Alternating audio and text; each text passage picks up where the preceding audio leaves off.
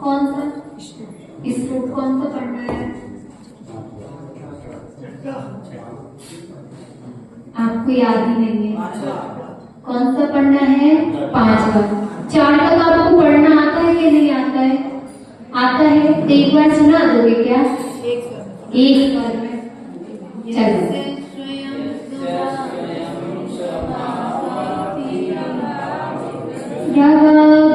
कृष्ण कर्मिणा तस्मै संज्ञाने नमोस्तु परमात्मने योग्योपादानि योगेन दृष्टा स्वर्णिता मता द्रव्यादिसादि सम्पत्त्या प्राप्मता मता परं पदं देवं नामृते व्रतनादिकं छाया तपस्थयोर्वेद प्रतिपालयतुर्महान्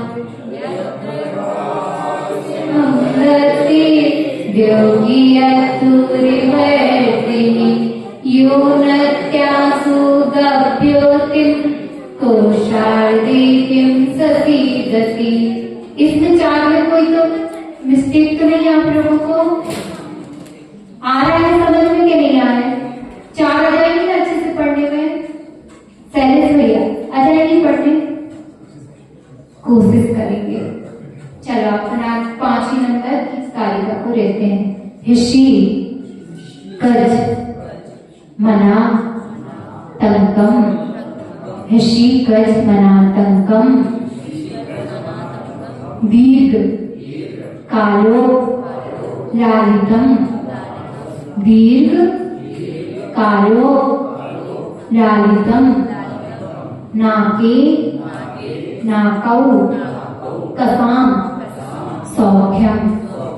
नाके नाकौ कसा म्यु। हसी कज मनातंकम। हिसी कच मनातंकम दीर्घकालोपराजितम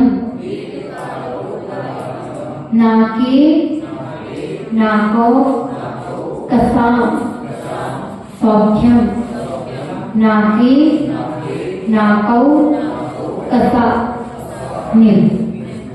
हसी कच मनातंकम दीर्घकालोपराजितम नाके नाकौ कसाम सौख्यम। नाके नाकौ कसा म्यु। आ जाएगी पढ़नी? एक साथ आप सब सुना।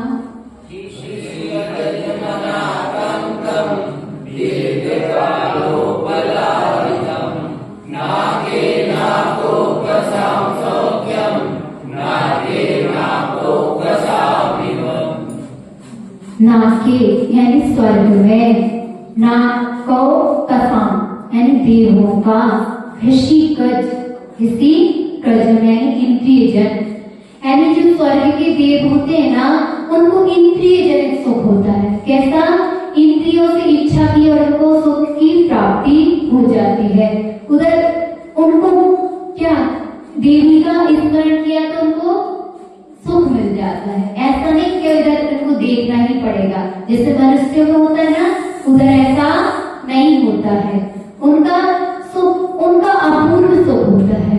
जैसे कि उनको भोजन की इच्छा हुई और अमृत झर जाता है तो उनको बनाने की करना पड़ता है कि कोशिश नहीं करना पड़ता। ना उनको कमाने का टेंशन है ना उनको खर्च करने का टेंशन है। उनको कैसा है? उनमें जो इच्छा की तो उनकी पूर्ति हो जाती है। अब अनंतम यानी दुख रहित और दीर्घकालिक उपालितम यानी दीर्घकाल तक वह सेवते हैं। यानी जो स्वर्गों का सुख है वह दीर्घकाल तक का है। अपना कितना है सुख? अपन को कितने साल तक का है? ज्यादा 100 साल तक का, इतना ही है ना। उसमें भी अपन को बहुत मेहनत करनी पड़ेगी तब जाके अपन को सुख की प्राप्ति होती है। और उधर तो कैसे जन्म होता है देवों का? कैसा जन्म है उधर? माँ की गर्भ का जन्म नहीं है कि माँ की गर्भ में जाएंगे तो उनको दुख होगा, इसलिए उधर माँ का गर्भ वाला जन्म भी नहीं है। जैसे एक सैया रहती है, उस पर जैसे अपन सो के उठते हैं ना, ऐसे उधर के देव का जन्म होता है। कैसे होता है उनका? अपने जैसा जन्म नहीं होता है। उनका कैसा जन्म होता है? उपासैया, जिसमें जैसे अपन सो के उठते हैं ना, छोटा सा बच्चा सो के उठेगा, उसको कोई टेंशन नहीं रहती है, कोई दुख दर्द नहीं होता है। उसी तरीके से उनको कोई भी दुख दर्द नहीं होता है। उधर सुख ही सुख रहता है। क्या होता है? सुख ही सुख रहता है। मगर ना के स्वर्ग में, ना के काम इव एन देवों के समान ही होता है। वहां का सुख देवों के समान होता है। अब जैसे देव रहेंगे, अब कोई सम्यक दृष्टि भी देव होता है और कोई मिथ्या दृष्टि देव होते हैं। अब आप इधर, इसीलिए तो माता जी महाराज जी आप लोगों से कहते हैं कि आप इधर अगर धर्म करोगे तो यही संस्कार आपको कहाँ जाएंगे? स्वर्गों में जाएंगे। और आप स्वर्गों में जाके क्या नहीं करोगे? उधर की 32 रानियों के साथ आप क्या रम नहीं जाओगे। स्वर्ग के सुखों को ही आप सुख जनित नहीं मान लोगे कि इसके अलावा कोई भी सुख नहीं है। उधर के सुख सिर्फ आप उधर सम्यक दृष्टि, जो इधर का मुनि महाराज जी जाएंगे तो उनका अभी इसका पूर्व भाव का स्मरण उनको उधर याद आएगा और वह कहाँ जाएंगे? उधर वो सब सुख एक मिथ्या दृष्टि क्या करेगा? उधर की रानियों में रम जाएगा। उधर के जो सुख है वह नर्तकियों के नाटक में रम जाएगा। मगर जो सम्यक दृष्टि देव होंगे तो वह सोचेंगे कि मैं आज नंदीश्वर की वंदना करके जाऊं, आज मैं आकृतिक चैत्यारों की वंदना करके जाऊं। क्यों सोच रहा है वह? क्योंकि उसने पहले पूर्व भाव में इधर संयम धारण किया था। इसलिए हमेशा आप ये मत सोचो कि मैं संयम धारण करूंगा तो मेरे साथ क्या होगा। आप इधर संयम धारण करोगे तो आपके उधर भी भाव संयम के होंगे। और आजकल आप जैसे अभी हो, बिना संयम के साथ, बिना नियमों के साथ, आप में और ढोल में कोई अंतर है क्या? नहीं है। ढोल क्या होता है? क्या होता है? जो तिरछी का पशु है, आप में और उसमें कोई अंतर है क्या? है। कैसे? उसका भी जन्म होता है। क्या होता है? उसका भी जन्म होता है। माँ के ही से ही उसका जन्म होता है। आपका भी माँ से ही जन्म हुआ क्या नहीं हुआ? हुआ है। वह क्या नहीं कर पाती है? वह संस्कार नहीं दे पाती है। दे पाता है क्या? नहीं दे पाता है। मगर अपन में और उसमें इतना ही अंतर है कि अपन संयम धारण कर सकते हैं। क्या कर सकते हैं? अपन संयम धारण कर सकते हैं। वह अणुव्रत तो रह सकता है। एक जीव, तिरछी गति का जीव अणुव्रत तो रह सकता है मगर संयम नहीं ले सकता है। वो छोटे छोटे नियम तो ले सकता है मगर महाव्रत नहीं ले सकता है। इसलिए अपने जीवन का उपयोग कैसा करो? शुद्ध उपयोग करो। शुद्ध उपयोग कैसे करोगे? आप मैंने क्या बोला? अपन में और तिरछ में कोई अंतर है, मगर आप ऐसे कार्य मत करो कि आपको भी तिरछ गति का माना जाए। अब कैसे? कि माता जी मैं रात्रि में मुझे 2 बजे भूख लगती है तो मैं 2 बजे भी खा लेता हूँ। आप में और तिरछ में कोई अंतर हुआ क्या? उसको भी जितने बजे भूख लगेगी वो खा लेता है। मगर तिरछों का एक बहुत बड़ा होता है कि रात होने के बाद वह भी खाती नहीं है, वह उसका रोधन करती है। अपन को लगता है कि वो खा रही है गैया, मगर वो क्या करती है? रात भर जितना खाया उसका रोधन क्रिया करती है। मगर हम तो उन तिरछों से भी ज्यादा बदतर है क्या नहीं है? है क्या नहीं है? अपनी कॉपी को खुद ही जांचो कि अपन कैसा कार्य कर रहे हैं।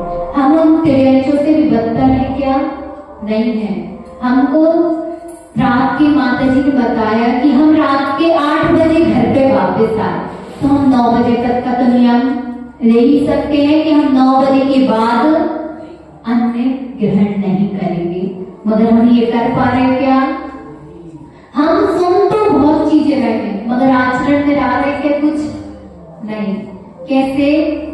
अब इधर आचार्य परमेष्ठी कहते हैं, पूरी लकड़ी के भीतर कोई कीट रहे, उस लकड़ी के और छोर में एकदम आग लगे, उसी कीट सा मैं दुखियारा सदगुरु जर धरे हो, मेरा अंतिम मरण समाधि तेरे दर पर हो। अब आचार्य परमेष्ठी क्या कहना चाह रहे हैं कि पूरी लकड़ी होती है, उसके अंदर एक कीट यानी पक्षी घुस जाए और उसके दोनों छोर पर आग लग जाए तो उसकी क्या हालत होगी? आप थोड़ा कल्पना करो कि अपन एक घर के अंदर हो और दोनों छोर पर आग लगा दी जाए तो क्या होगा? क्या दुर्दशा होगी अपनी?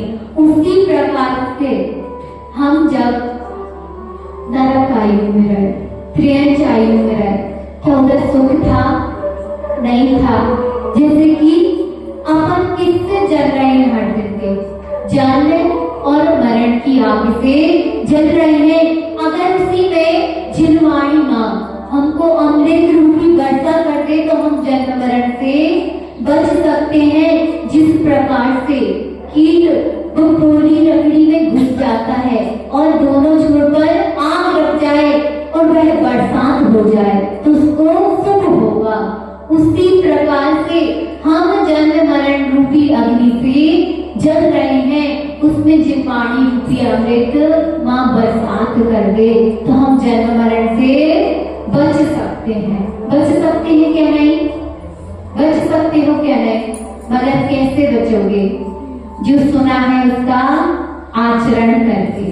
अगर आचरण नहीं किया तो क्या होगा?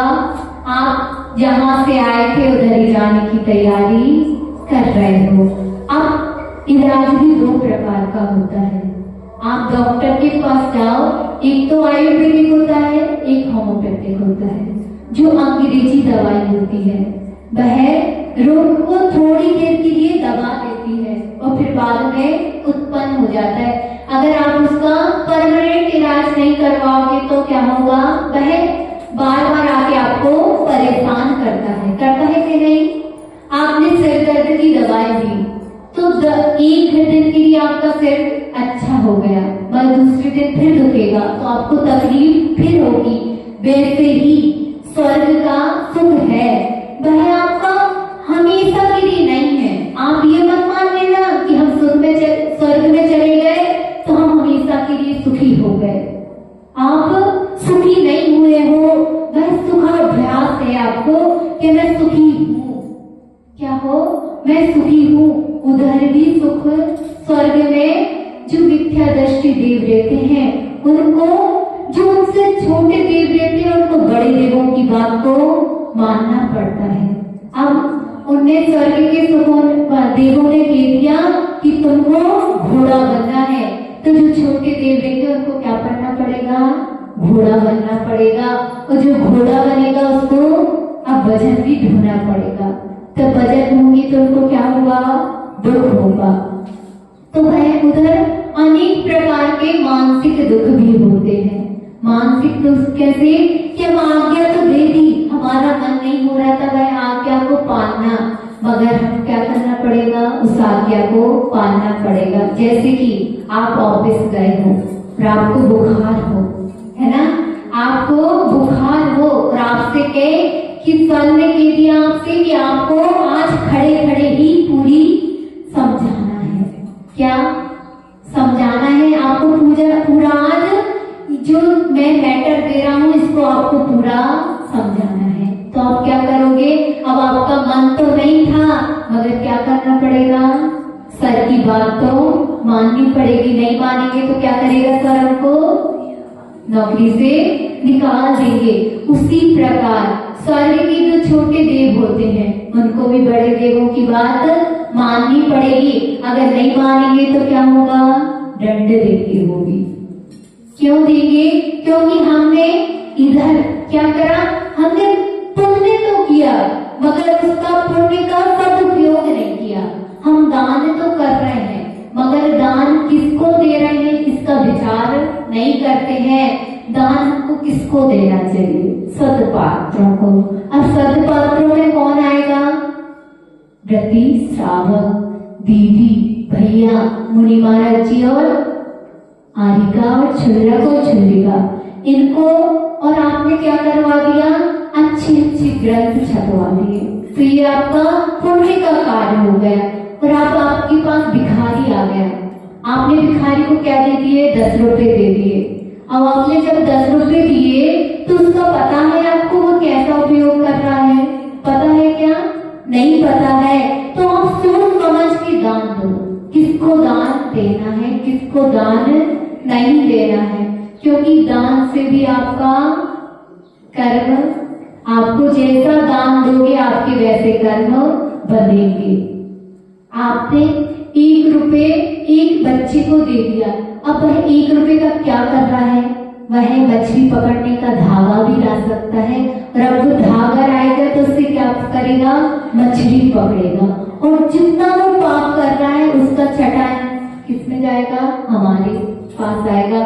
और जितना छटा अंश आएगा तो उसका हमको पाप का अर्जन होगा। और वैसे ही हमारे भाव होते चलेंगे। और इसलिए हमेशा सोच समझ के दान करो। अगर आप सोच समझ के दान करोगे ना तो आपको कभी भी पाप नहीं होगा। धर्म करो तो विवेक से करो। कैसे करो? धर्म को भी विवेक से करना। और बिना विवेक के करोगे तो हमेशा पछताते रहोगे कि हमने धर्म क्यों करा। आप धर्म करते हो मगर विवेक से करते हो क्या? हाँ, हम तो बहुत विवेक से करते हैं माता जी। हम समझ सिटी वाले हैं ना, हम हर चीज में समर्थ हैं। हम धर्म भी करते हैं तो सही बात है। आप लोग विवेक के साथ धर्म करते हो। हम लोगों को कभी आपको टोकने की जरूरत नहीं पड़ती है। क्यों नहीं टोकने की जरूरत पड़ती है?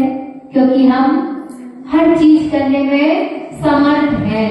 ऐसा मत सोचना अभी भी आप लोग बहुत असमर्थ हो, धर्म करने में असमर्थ हो। समर्थ कब होंगे?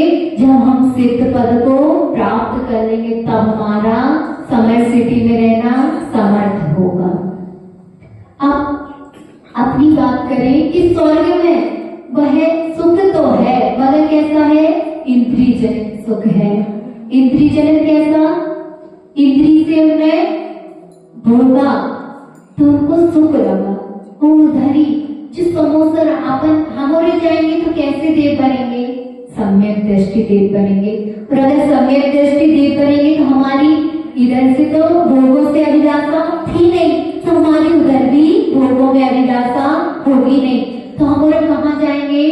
श्रीमंदिर स्वामी के समोसरण में जाएंगे। अच्छे अच्छे भावों को करेंगे, माँ जिनवाणी का स्वाध्याय करेंगे। तो हमारा क्या हुआ? फिर से भाव मनुष्य जन्म में आएंगे। जो सौधर्मेंद्र होता है वह भी सोचता है, क्योंकि वो सम्यक दृष्टि जीव है, तो वह भी क्या सोचता है कि मेरी यह स्वर्ग आयु कब खत्म होगी। क्या सोचता है? मेरी यह आयु कब खत्म होगी। वो जो मिथ्या दृष्टि जीव होगा वह सोचेगा कि मेरी आयु कभी भी खत्म ना हो। मगर ऐसा होता है क्या? नहीं होता है। जो सौधर्मेंद्र सोच रहा है कि मैं इधर कोई भी नियम संयम धारण नहीं कर पा रहा हूँ, इसलिए मेरी आयु जल्दी से जल्दी समाप्त हो और मैं मनुष्य जन्म में जन्म लूं। जैसे कि एक दीक्षार्थी होता है, उसके अब उसको पता तो पड़ गया कि मेरी दीक्षा होने वाली है, मगर मेरी डेट बहुत लंबी है। भाई एक एक दिन भी ऐसा लगता है उसको वर्ष जैसा लगता है। हर एक क्षण वह सोचता है कि मेरी दीक्षा हो जाए। उसी प्रकार से सौधर्मेंद्र भी यह सोचता है कि मेरा यह स्वर्ग का जीवन कब व्यतीत हो जाए और मैं कब मनुष्य बनूं और मनुष्य बन के मैं मुनि बन जाऊं और मुनि बन के मैं स्वर्ग नहीं, क्या आप क्या सोचोगे, हम स्वर्ग चले जाएं। और वह सौदर मित्र क्या सोचेगा, मैं स्वर्ग से तो आया ही हूँ, मुझे कहाँ जाना है, शाश्वत सुख की प्राप्ति करनी है, मुझे सिद्ध अवस्था की प्राप्ति करनी है। तो वह कहाँ की सोचेगा, स्वर्ग नहीं, कहाँ की सोचेगा, मोक्ष जाने की, सिद्ध गति जाने की। तो पांचवें स्त्रोत में यही बता रहे हैं कि यह स्वर्ग तो दीर्घकालिक तक भोगने वाला है, मगर उसमें क्या नहीं करना है, आपको रमना नहीं है, उधर जाके आपको बसना नहीं है। उधर भी आप यही प्रार्थना करो कि भगवान मैं कब मुनि बनूं, तो आपका जीवन सार्थक है। बोलो अहिंसा में विश्व धर्म की